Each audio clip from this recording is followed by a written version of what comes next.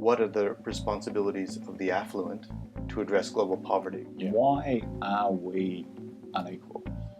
Inequalities of income, inequalities of wealth, of opportunity. And inequality in the space of income can be important because once you have a society in which some people have a great deal more than others, they can often convert that wealth. They can convert that wealth into other types of advantages. Yes. Most notably through the political process. But in almost all societies, those who have more wealth are in a position to exercise different types of influence on the political system than those who have much less.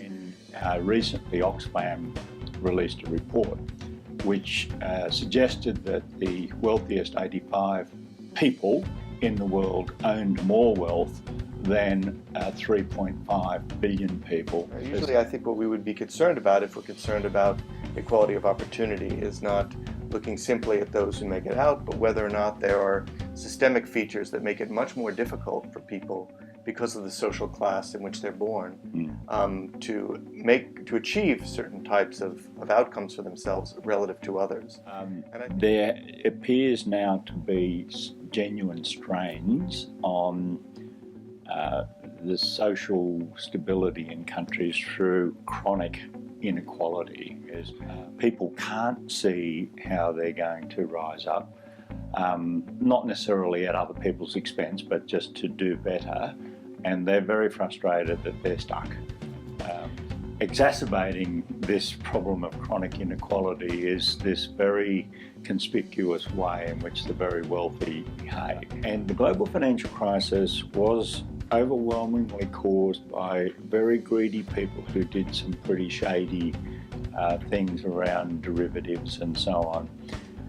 And you'd think in those circumstances they would have paid a price for it. But it turns out that as a group, they've actually done very, very well. And in fact, the delegates from poor countries often represent themselves as sort of speaking for the poor, but of course, these are products of a political system where there's a great deal of inequality, and they often are representing the interests of relatively small elites within their own countries. Yeah, I mean, one of the things that is obviously important about inequality in general is that it makes people with less vulnerable to exploitation. It makes them vulnerable to domination. One of the things that's puzzling about exploitation, the person who gets exploited is often better relative to what they expected out of the exploitation, but nevertheless, there's a sense in which they're not getting a fair share of the gain of successful cooperation. And I think you see that quite a bit in the international trade system, right?